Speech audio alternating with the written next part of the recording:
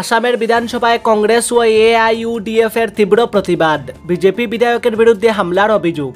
আসামের বিধানসভায় আজ তীব্র উত্তেজনা ছড়িয়ে পড়ে যখন কংগ্রেস ও All India United Democratic Front AIUDF এর বিধায়করা প্রতিবাদে মুখর হয়ে ওঠেন। অভিযোগ উঠেছে বিজেপি বিধায়ক রূপজ্যোতি কুর্মী বিরোধী দলীয় সদস্যদের উপর হামলার চেষ্টা করেছেন এবং অসংসদীয় ভাষা ব্যবহার করেছেন। এই ঘটনার প্রতিবাদে বিরোধী দল নেতা দেবব্রত সাইকিয়ার নেতৃত্বে কংগ্রেস ও এআইইউডিএফ বিধায়করা বিধানসভার ভেতরে বিক্ষোভ দেখান এবং স্পিকার বিশ্বজিৎ দৈমারির বিরুদ্ধে পক্ষপাতিত্বের অভিযোগ তুলেন।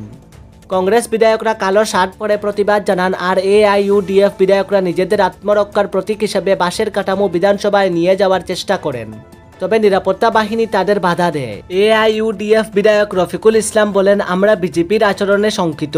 তারা নিজেদের আসন ছেড়ে ওঠে এসে আমাদের আক্রমণ করতে চান, অথচ স্পিকার আমাদের নিরাপত্তা দিচ্ছেন না, তাই নিজেদের রক্ষা করার জন্যই আমরা বাঁশের কাঠামো এনেছিলাম। এই বিশৃঙ্খলার মধ্যে স্পিকার বিশ্বজিৎ দৈমারি বিধানসভা 10 মিনিটের জন্য মুলতবি ঘোষণা করেন। এই ঘটনার জেরে আসামের রাজনীতিতে নতুন করে উত্তেজনা ছড়িয়েছে। এখন দেখার বিষয় স্পিকার বা সরকার এ নিয়ে কি পদক্ষেপ গ্রহণ করে। আরকাটিপুর চা বাগানে গরু চুরির ঘটনায় জনরোষ, গাড়ি ভাঙচুর এবং এক সন্দেহভাজন আটক।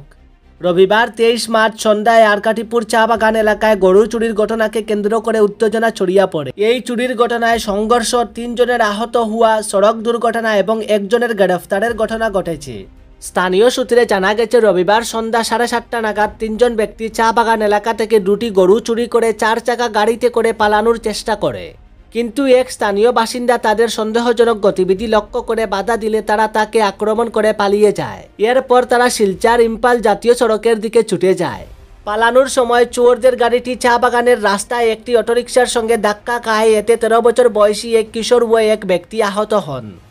দুর্ঘটনার পর তাদের গাড়িটি বিকল হয়ে যায়, যা স্থানীয় চা শ্রমিক ও এলাকাবাসীর নজরে আসে। এরপর উত্তেজিত জনতা তাদের ধরতে উদ্যত হওয়ায় চোরেরা আতঙ্কিত হয়ে গাড়ি ফেলে পায়ে হেঁটে পালানোর চেষ্টা করে।